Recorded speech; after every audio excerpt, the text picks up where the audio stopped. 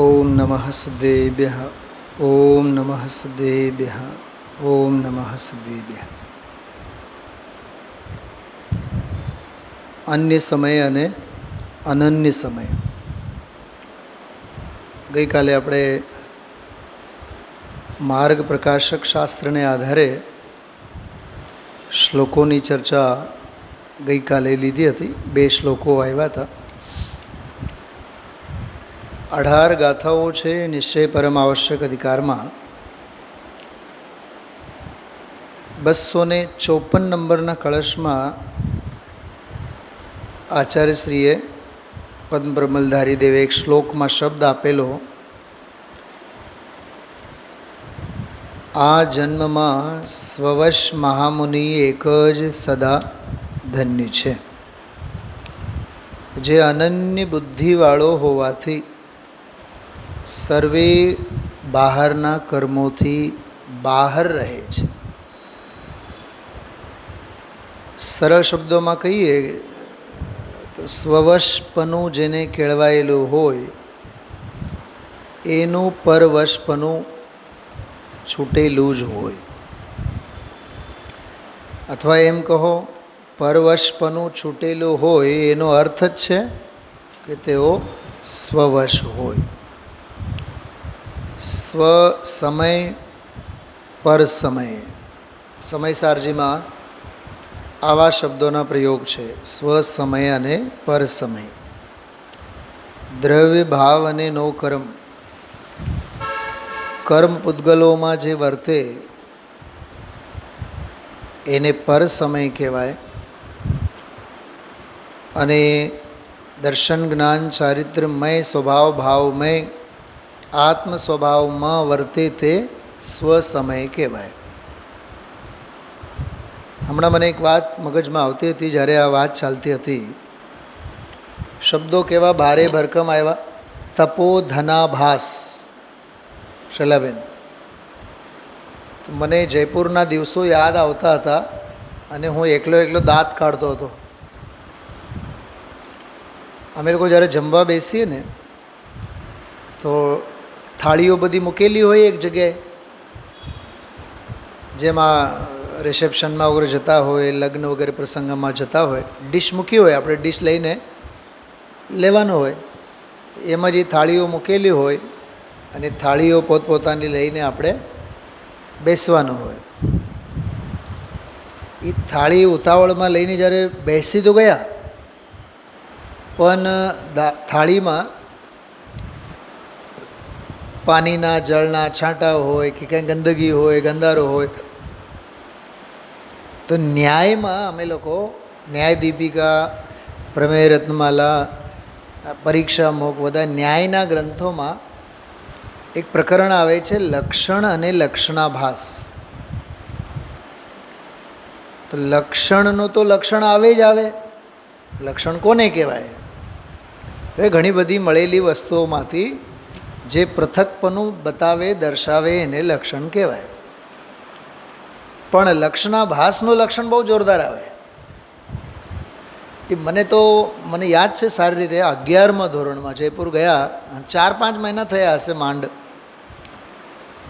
તો એની સંસ્કૃત વ્યાખ્યા બહુ જોરદાર આવે કે લક્ષણ રહિતા લક્ષણવત અવભાસમાના લક્ષણાભાસા. લક્ષણના લક્ષણોથી રહિત, એટલે લક્ષણના લક્ષણો એમાં એકેય ન હોય. લક્ષણના લક્ષણથી રહિત, જે પણ લક્ષણ જેવો લાગે, ગજબની વાત છે. લક્ષણ રહિતા, એટલે લક્ષણના લક્ષણોથી રહિત, એના વિનાનો પણ ભાષે કેવો? લક્ષણ જેવો. લક્ષણવત અવભાસમાના લક્ષણા ભાષા. તો અમે લોકો બોલતા થાળીને જોઈને, ગંધારી થાળીને જોઈ, સ્થાલી લક્ષણ રહિતા સ્થાલીવત અવભાસમાના સ્થાલ્યા ભાષા. સમજાય છે? હજી સાંભળો, હજી હું 8-10 તમને વાક્ય કહું છું. મુમુક્ષુ લક્ષણવત અવભાસમાના. શું કીધું? મુમુક્ષુ લક્ષણ રહિતા મુમુક્ષુ લક્ષણ રહિતા મુમુક્ષુવત અવભાસમાના મુમુક્ષાભાસ, જેમાં મુમુક્ષુનો એક પણ લક્ષણ ન હોય. શું સાંભળો છો બહેનો? પણ લાગે છે કેવો? ગુજરાતી ઠેઠ ભાષામાં કહીએ તો ધર્મના ડોળ કરે. શેના ડોળ કરે? ધર્મના લક્ષણો એકે ન હોય. ગુરુદેવશ્રી આજે બોલે ને મુનિયાભાસ, બોલે કે નહીં? મુનિયાભાસ, સાધકાભાસ, સાધુઆભાસ, શ્રમણાભાસ કહેવાય મુમુક્ષુ. પણ મુમુક્ષુના કોઈ લક્ષણ ન મળે. આત્માર્થી લક્ષણ રહિતા આત્માર્થીવત અવભાસમાના આત્માર્થ્યાભાસ, દેખાય આત્માર્થી પણ આત્માર્થીના એકે લક્ષણ ન મળે. ગુરુદેવશ્રી તો કીધું સાહુકાર કહેવાય ને, પૈસાવાળાને સાહુકાર, એ સાહુકારાભાસ એવું બોલ્યા. ધ્યાન ગયું હોય તો. હા, કરોડપતિ, ધૂળનો પતિ છે, પૈસાનો પતિ છે, એ કરોડપતિ આભાસી છે. ખ્યાલમાં આવ્યું? તો તપોધનાભાસ, દુનિયાને લાગે તપોધન, બહુ મોટા તપસ્વી. બગલો હોય ને, બગલો તાલાબના કિનારે જઈને એક ટાંગ ઊંચું કરીને ઊભું રહે અને એને એમ શાંત ઊભું રહે. બધા માછલાઓને તો એમ થાય કે આપણી જમાતમાં કોઈ સંત સાધુ આવીને પહોંચ્યા હોય, અને એની પાસે આવે, ફટ દઈને ચાંચથી જીવતી માછલીને ગળી જાય, જીવતા માછલાને ગળી જાય. ચલાબેન, દેખાવે કેવા હોય કેવા? હા, યમ નિયમ સંયમ આપ કિયો, પુનિ ત્યાગ અથાહ વિરાગ લિયો, મુખ મૌન રહ્યો. કોણ છે? દેખાય મુનિ, પણ છે મુનિનો આભાસ. સમજાણું? તો આ ત્રણ ગાથાઓ છે, 148, 49, 50. આ ત્રણેય ગાથાઓ આભાસને બતાવનારી ગાથાઓ છે. શ્રમણાભાસ, ગઈકાલ રાત્રે મેં કીધું તો બહિરાત્માના લક્ષણો છે આ. પણ બહિરાત્મા કોણ? શ્રાવકોની વાત નથી, શ્રમણો બહિરાત્મા કેવા છે. એટલે શ્રમણાભાસ, કેમ કે મુનિચર્યા માટેનો જ ગ્રંથ છે ને આ તો, શ્રમણચર્યા માટેનો જ ગ્રંથ છે. એમની જ મુખ્યતા એ બધી વાત છે. પ્રતિક્રમણ, પ્રત્યાખ્યાન, આલોચના. અરે વ્યવહાર ચારિત્ર અધિકારમાં પણ 13 પ્રકારના ચારિત્રોની વાત આવી, તો મહાવ્રત, સમિતિ અને ગુપ્તિઓની વાત આવી, તો મુનિચર્યાની જ વાત છે. પરમાર્થ, પ્રતિક્રમણ, પરમ આલોચના, નિશ્ચય પરમ પ્રત્યાખ્યાન, નિશ્ચય ચારિત્ર, નિશ્ચય પરમ નિશ્ચય પ્રાયશ્ચિત પરમ આવશ્યક, નિશ્ચય પરમ આવશ્યક, પરમ ભક્તિ, પરમ સમાધિ. આ બધા કોના પ્રકરણ છે? મેં તો ઘણી વાર કીધું છે, આ બધા મુનિ દશામાંના ચારિત્રના જ બધા વિસ્તાર છે. મેં તો એક વખત એમ કીધું હતું, આ શુદ્ધોપયોગી સંતના બધા જોરદાર મોજાઓ છે. આ અધિકારો નથી, આ તો સાધક દશાના બધા લહેર છે, સાધક દશાની મોજાઓ છે બધા. ખ્યાલમાં આવ્યું? એટલે જેને અન્ય શાસ્ત્રોમાં સમયસાર વગેરેમાં સ્વસમય પર સમય કીધું, અથવા સમાધિ શતક, પરમાત્મ પ્રકાશ, યોગિંદુ દેવના યોગસારા વગેરેમાં જેમને માટે બહિરાત્મા અને અંતરાત્મા કીધું, એ જ બહિરાત્મા અને અંતરાત્મા સંબંધી 3 ગાથાઓ. શૈલાબેન, ગઈકાલ રાત્રિનો સ્વાધ્યાય સાંભળજો. મેં 3 ગાથા લીધી છે ગઈકાલે, અને 3 વચ્ચે શું ફેર છે એની પણ વાત કરી છે. બહુ તુલનાત્મક અભ્યાસ બહુ જરૂરી છે. હા, અચ્છા, આજે બીજી એક વાત મગજમાં આવે છે. 147 નંબરની ગાથામાં એમ કીધું હતું કે શુદ્ધ નિશ્ચય આવશ્યક, પરમ યોગ સ્વવશ, એની પ્રાપ્તિનો જે ઉપાય છે તેના સ્વરૂપનું અમે કથન કરીએ છીએ. બરાબર? તો એમાં તો ષટ આવશ્યક પ્રપંચરૂપી નદીના કોલાહલના શ્રવણથી જે પરાન્મુખ છે, બરાબર, સ્વભાવ અને સ્વરૂપમાં સ્થિર ભાવ કરે છે, એને પછી 6 આવશ્યકોથી ફળ શું ઉપજ્યું? તો અનુપાદેય ફળ ઉપજ્યું. કે હવે ગ્રહણ કરવા લાયક નથી, છોડવા લાયક છે એમ ફળ ઉપજ્યું. બરાબર? હવે એના પછી જે 148મી ગાથા આવી એમાં એવું લખ્યું કે શુદ્ધોપયોગ સન્મુખ એવા જીવને શિખામણ આપવામાં આવે છે.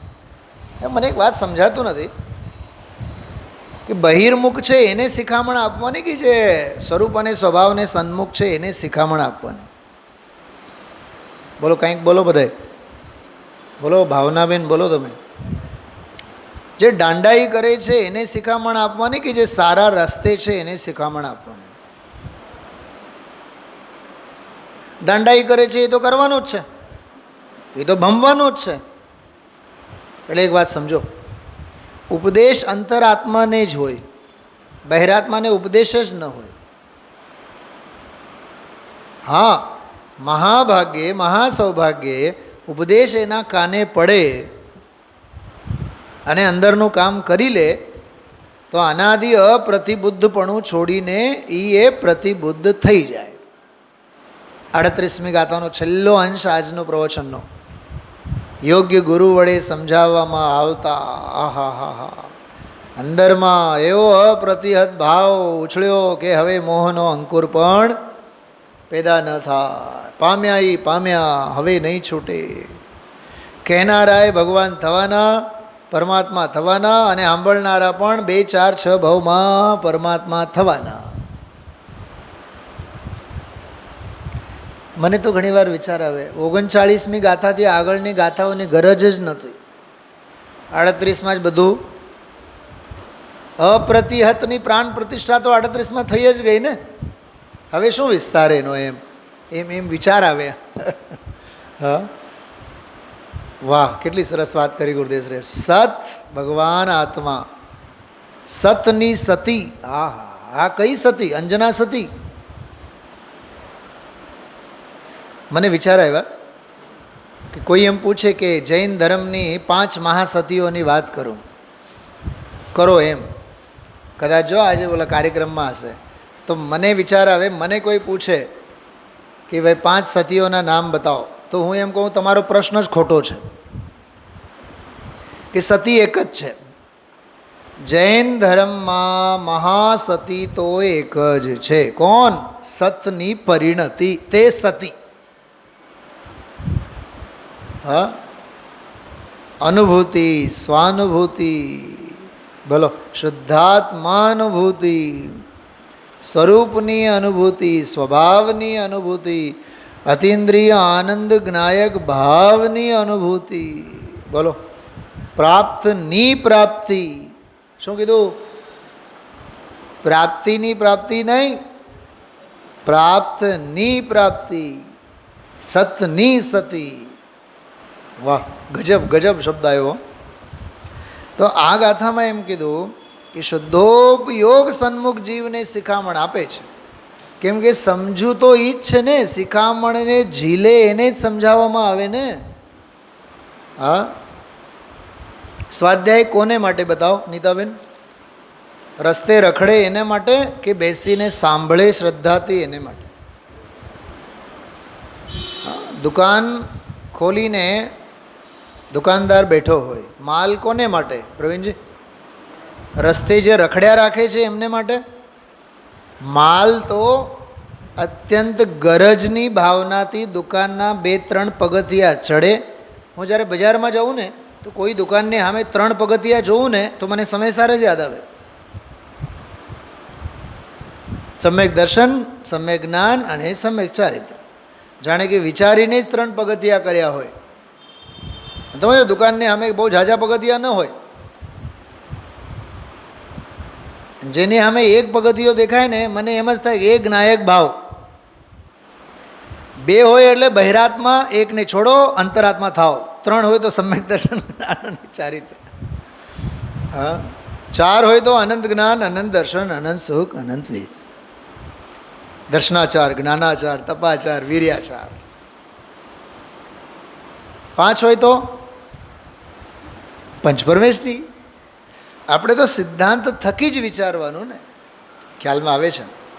તો ભાઈ શુદ્ધોપયોગ સન્મુખ જે સ્વરૂપ સન્મુખ છે એને જ સમજાવવામાં આવે. મને એક વિચાર આવે બહેનો, આ રામચંદ્રજી શબરીની મઢુલીએ કેમ ગયા, બીજે કેમ ન ગયા? અન્ય મતમાં આવે ને એવું. કોઈ મહેલમાં ગયાનો ઇતિહાસ બતાવો. મહેલમાં રાજા રાહ જોતા હતા અને ત્યાં ગયા. કેમ શબરીને ત્યાં કેમ ગયા? શબરીને જ ત્યાં કેમ ગયા કાકા? એવી ગરીબડી સાવ? અરે ગરીબડી નહીં, પરમ ભક્તિ અધિકારથી છલોછલ હતી. એના જેવી કોઈ અમીર બાઈ નહોતી. અને ભગવાન પધારશે તો અમીરની ઘરે, ભક્તિ ભાવે જે અમીર હોય એની ઘરે. હા, શબરીએ બોર કદી ચાખ્યા તા ક્યાં, એણે જીભે તો રાખ્યા તા રામને. કોણ કહે છે બોર ચાખ્યા હતા? એણે બોર નહોતા ચાખ્યા. શબરીએ બોર કદી ચાખ્યા તા ક્યાં, એણે જીભે તો રાખ્યા તા રામને.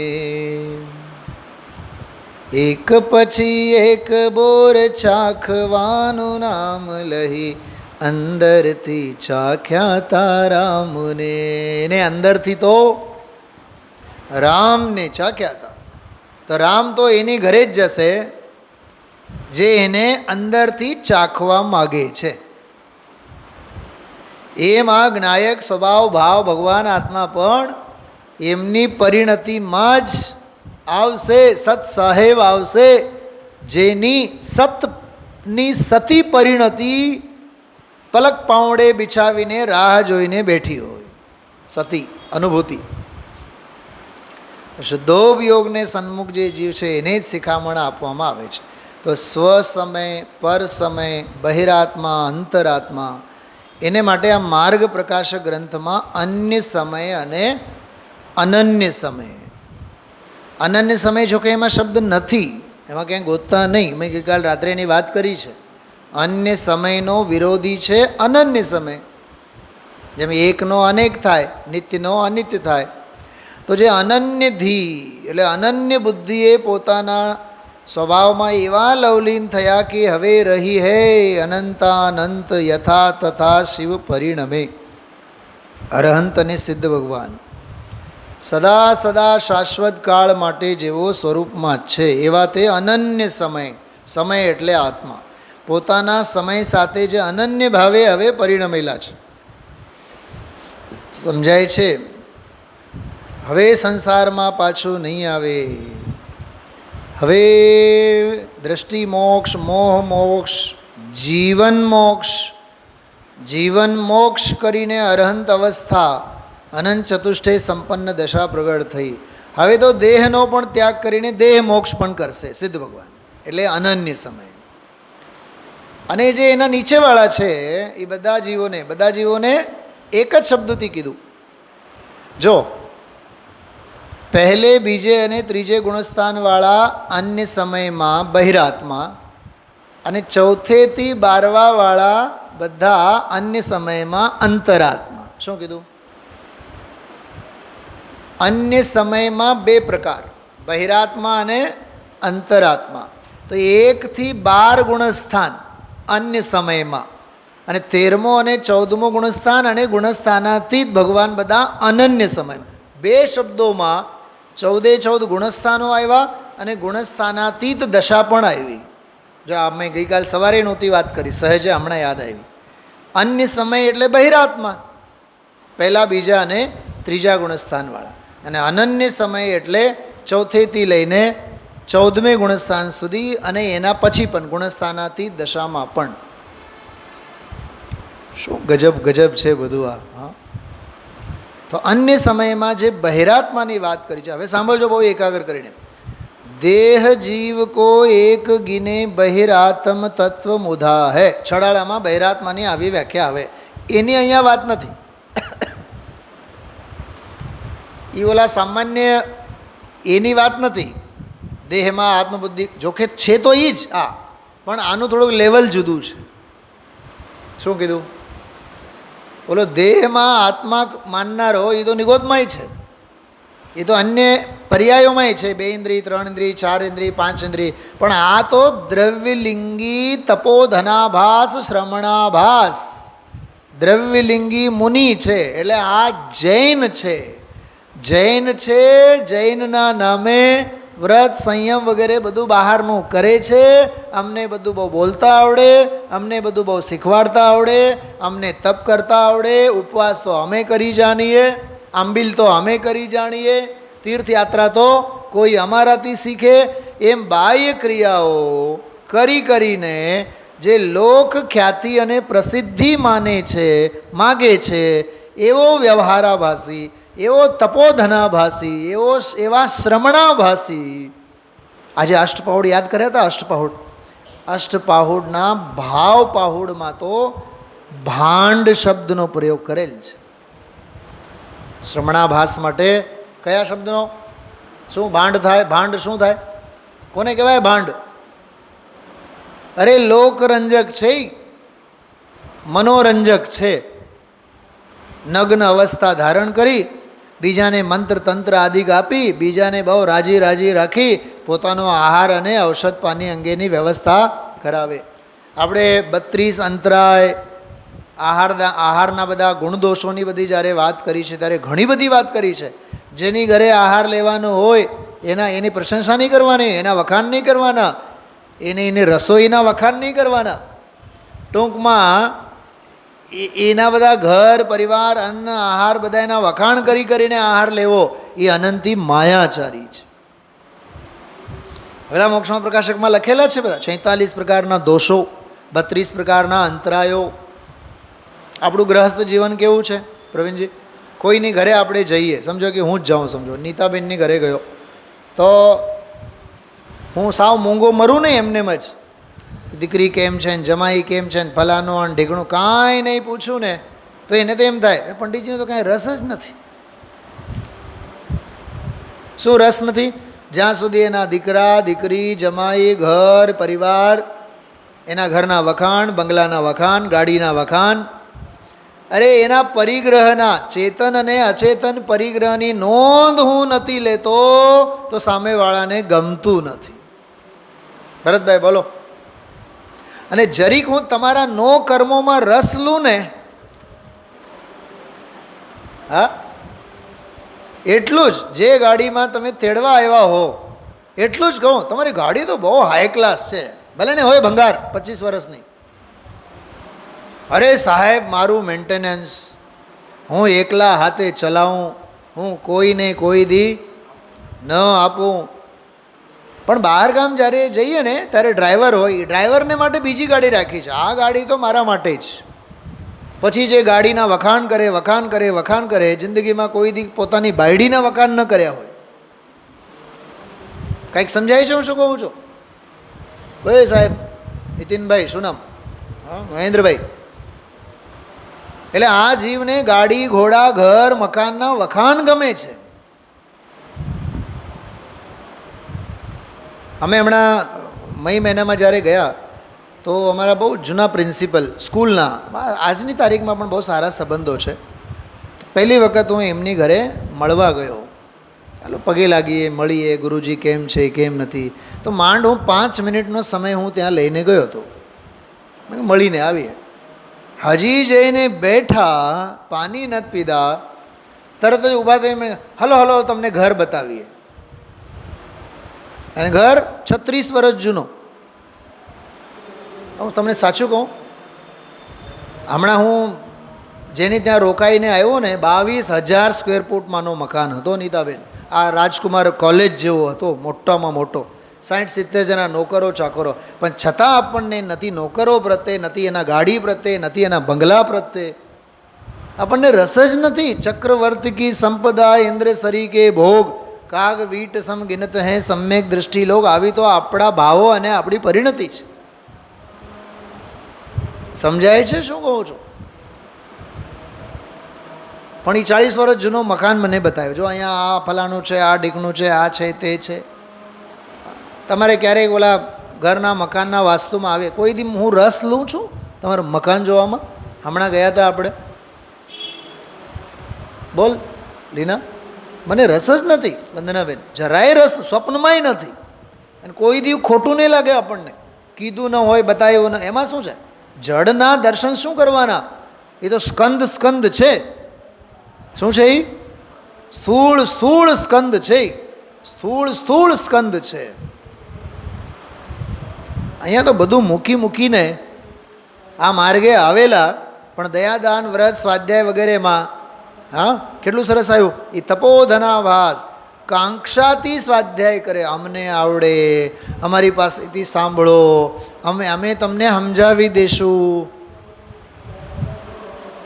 અરે આવા લાખો સમજાવનારા આવ્યા અને લાખો સમજાવનારા ગયા. સમજીને જાઓ તો કામનું, સમજાવીને જાઓ તો નકામું. ખ્યાલમાં આવ્યું? એટલે આ જે ગાથા છે ને 149-50, જો ગાથા જો. આવશ્યકે સંયુક્ત યોગી અંતરાત્મા જાણવો, આવશ્યકે વિરહિત શ્રમણ બહિરંગ આત્મા જાણવો. એને બહિરંગ આત્મા કહેવાય. અને અંતરાત્મા કોને કહેવાય? જે આવશ્યકમાં સંયુક્ત છે, એનાથી સહિત છે. હવે એમાં સાંભળો, હું 12 શબ્દો બોલું છું. 12. આત્મા, બહિરાત્મા, આત્મા, શુદ્ધાત્મા, બહિરાત્મા, અંતરાત્મા. અંતરાત્મામાં પણ જઘન્ય અંતરાત્મા, મધ્યમ અંતરાત્મા, ઉત્કૃષ્ટ અંતરાત્મા. ઉત્કૃષ્ટ અંતરાત્માને મહાત્મા કીધું છે આ ગાથામાં. 149મી ગાથામાં મહાત્મા. બોલો હવે મહાત્મા ગાંધી. ક્યાં મહાત્મા ગાંધી? અહીંયા ક્યાં મહાત્મા? વિચારો. મહાત્મા. પછી પરમાત્મા. અને પરમાત્મા પણ એમાં પણ સકલ પરમાત્મા અને નિકલ પરમાત્મા. બોલો. અને એક આવે અનાત્મા.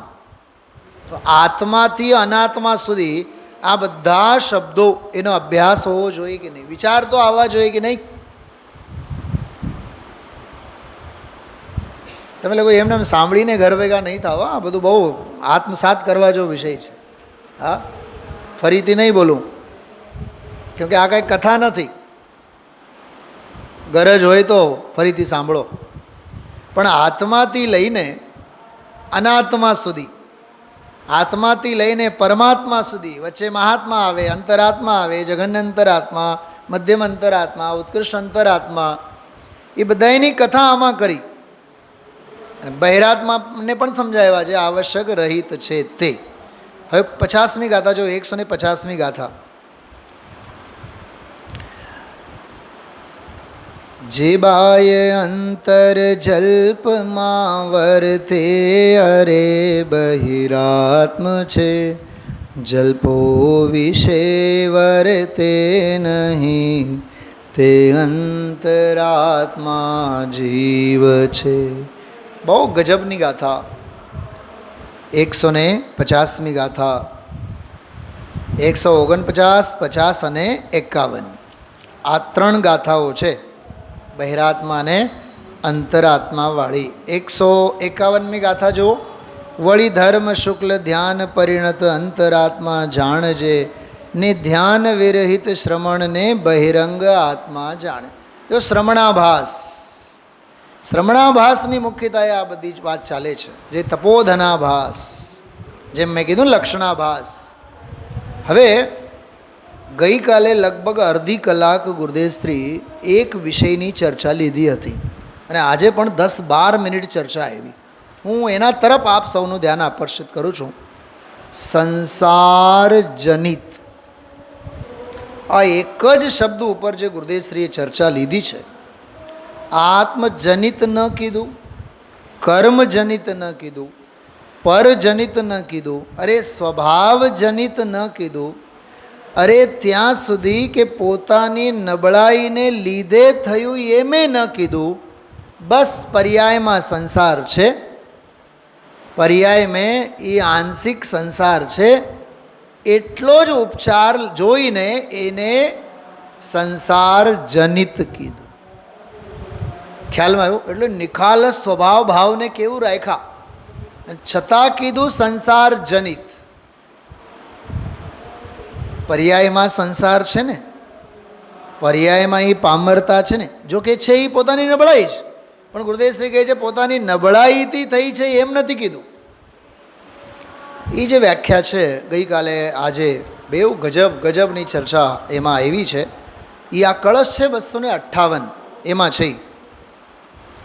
યોગી નિત્યમ સહજ પરમાવશ્યક કર્મ પ્રયુક્ત સંસારોત્થ પ્રબલ સુખ દુઃખાટવી દૂરવર્તી.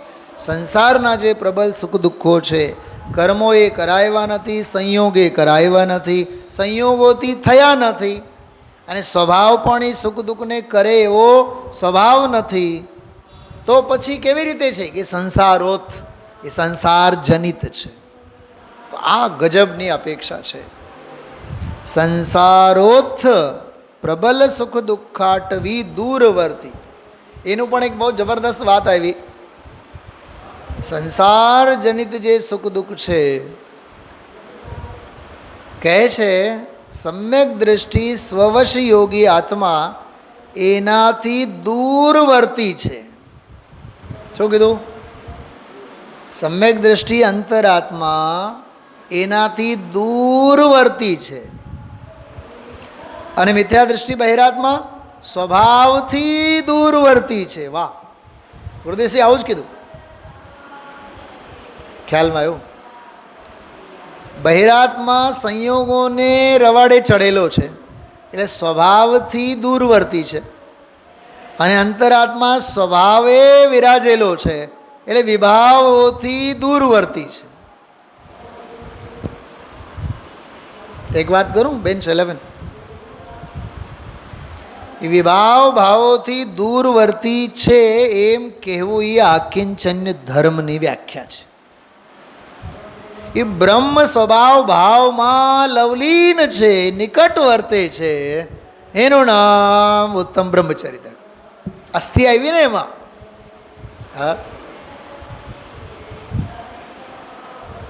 ખ્યાલમાં આવે છે કાંઈ? હા, બહુ બહુ બહુ સરસ વાતો વિચારવા જેવી છે બધી. એ આપણને વિચાર આમ એટલી હદે અંદરમાં ખૂબ ગોલન થવા જોઈએ તો જ એ કામના છે.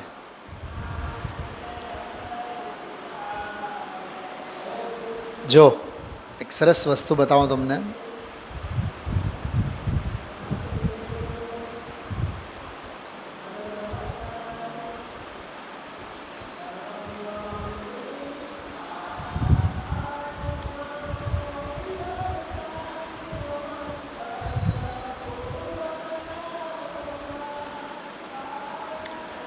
જો દેખાય છે? हे कुंद कुंद आपने सच्चा पथ दिखा दिया, हे कुंद कुंद आपने सच्चा पथ दिखा दिया, दृष्टि का विषय मेरी दृष्टि में बिठा दिया, हे कुंद कुंद आपने सच्चा पथ दिखा दिया, शुद्धात्मा के ध्यान से मुक्ति मिले सदा, शुद्धात्मा के ध्यान से मुक्ति मिले सदा.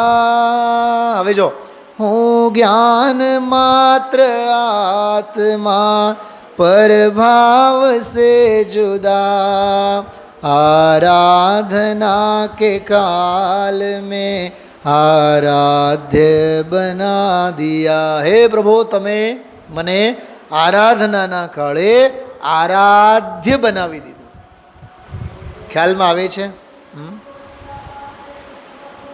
કહેવાનો અર્થ એવું છે કે જે સ્વભાવ સમીપ વર્તે છે, કારણ પરમાત્મ સ્વરૂપ સ્વભાવના સમીપમાં વર્તે છે અને વિભાવ ભાવોથી દૂર વર્તે છે, તે અંતરાત્મા.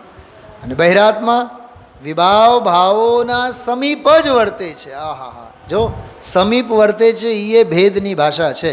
પોતે જ વિભાવ ભાવ રૂપે વર્તે છે. સમીપ શું વર્તે? એ તો પોતે વિભાવ ભાવમાં જ વર્તે છે અને સ્વભાવ ભાવથી દૂર વર્તે છે. તો આ બધી સમ્યક દૃષ્ટિ, જ્ઞાની અંતરાત્મા અને બહિરાત્મા, એની બધી ચર્ચા. ખરેખર તો આ ગાથા જેની ચર્ચા આજે 150મી ગાથામાં જે વાત આવી ને, બહિર્જલ્પ અને અંતર્જલ્પ, જે જિનલિંગધારી તપોધનાભાસ પુણ્ય કર્મની કાંક્ષાથી. શેની કાંક્ષા છે એને? જો આપણને પણ એમ પડેલું હોય, આપણે સ્વાધ્યાય કરીએ તો ઘર સુધરશે, બેન નીતાબેન, વર ઠેકાણે આવશે, નોકરીમાં પ્રમોશન મળશે, બધું ગ્રહિત મિથ્યાત્વ છે. પંચકલ્યાણકોમાં જઈ આવશું, તબિયત સુધરશે. ઘણા લોકો એવું બોલતા હોય છે, ઘરે રહીએ તો તબિયત બગડે, આપણે આરાધના માટે જઈએ ને તો પુણ્ય કામ કરે, તબિયત સુધરશે. મહાગ્રહિત મિથ્યાત્વ છે. વિચારો, પુણ્ય કર્મની કાંક્ષાથી સ્વાધ્યાય કરે, પ્રત્યાખ્યાન કરે, સ્તવન. જો સ્વાધ્યાય કરે, અમને બોલતા આવડે, અમે સમજાવશું, અમારાથી સમજો. ગુરુદેવ આજે બોલ્યા, આખી જિંદગી શાસ્ત્ર લખવામાં નીકળી જાય. ઘણા લોકો બોલતા હોય, વડીલ જાય ને, બાપુજીએ તો જીવનભર શાસ્ત્ર લખવા સિવાય કાંઈ નહીં કર્યું. વાત સાચી છે, શાસ્ત્ર લખવા સિવાય કાંઈ કર્યું જ નથી. કર્તવ્ય છે. હા,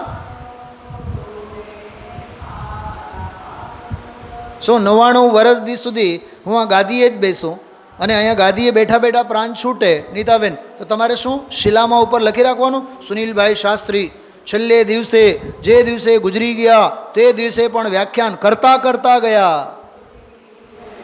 મને બતાવો, ગૌરવની વાત છે. સમજાવતા સમજાવતા ગયા, પ્રવચન કરતા કરતા ગયા, એ ગૌરવની વાત છે કે સ્વરૂપમાં સમાતા સમાતા ગયા, એ ગૌરવની વાત છે. ભાવ પાહુડમાં 2 શબ્દો આવે છે અષ્ટપાહુડમાં. એક તો જીન ભાવનાથી જે રહિત છે અને ભાવ વિશુદ્ધિથી જે રહિત છે, એ દ્રવ્યલિંગી મિથ્યા દૃષ્ટિ છે. શું કીધું? જીન ભાવનાથી જે રહિત છે, એટલે જેને જિનેન્દ્ર ભગવાન ભાવના, એની ભાવના જ નથી, ભગવાન બનવાની જેને ભાવના જ નથી, એને કેવળ ઇહ લૌકિક સંબંધી જ બધું પડેલું છે. દ્રવ્યલિંગી મિથ્યા દૃષ્ટિ, બહિરાત્મા. ભાવ વિશુદ્ધિ, સ્વરૂપ સંબંધી ભાવ વિશુદ્ધિ, સ્વભાવ વિશુદ્ધિ. વિશુદ્ધિ એટલે શુભ ભાવ નહીં, શુદ્ધ સ્વભાવ ભાવની દ્રષ્ટિ, એનું નામ ભાવ વિશુદ્ધિ. ભાવ વિશુદ્ધિ વિના કરોડો કાર્ય કરે, યમ નિયમ સંયમ આપ ગમે તેટલું કરે, એ વ્યવહારાભાસી છે. એટલે આ બહુ અદ્ભુત આખો પ્રકરણ. અને આગળ તો સત્કાર આદિની પ્રાપ્તિનો લોભી. છડાલામાં ખબર શું લખ્યું છે શૈલાબેન? છડાલામાં એવું લખ્યું છે, જો ખ્યાતિ લાભ પૂજાદિ ચાહ કરી કરન વિવિધ વિધ દેહ દાહ તે સબ મિથ્યા ચારિત્ર ત્યાગ. એવું લખ્યું છે. એ બધું અગ્રહિત ગ્રહિત મિથ્યા ચારિત્ર છે. ખ્યાતિ લાભ પૂજા નામના માટે આખી જિંદગી મરે જાય છે. માનની મીઠાશ, માન જો અહીંયા ન હોત તો મોક્ષ અહીંયા જ થાય. ધર્મના નામે મારું નામ આવે, હા, મારું નામ બહાર આવે, મારું નામ મને બધા ઓળખે, આ બધો વ્યવહારાભાસ છે, શ્રવણાભાસ છે. ગુરુદેવશ્રી તો ત્યાં સુધી કીધું શ્રાવકાભાસ. ચલો શ્રવણાભાસોની વાત તો રહેવા દો, પહેલાં આપણે એ સમજીએ કે શ્રાવકાભાસ પણ કોને કહેવાય, મુમુક્ષુ આભાસ પણ કોને કહેવાય. બધા આભાસ સમજવા જરૂરી છે. જેટલો સ્વાસ્થ્ય લાભ સમજવું જરૂરી છે એટલું જ રોગોને સમજવું જરૂરી છે. 2000 રૂપિયાની નોટ અસલી આવી તો અસલીનું જ્ઞાન જરૂરી, તો નકલીનું પણ જ્ઞાન જરૂરી છે. ખ્યાલમાં આવે છે? હા, એવો આ બહુ અદ્ભુત વિષય અને અદ્ભુત પ્રકરણ છે. વિચારજો. ઓમ નમઃ સિદ્ધેભ્યઃ.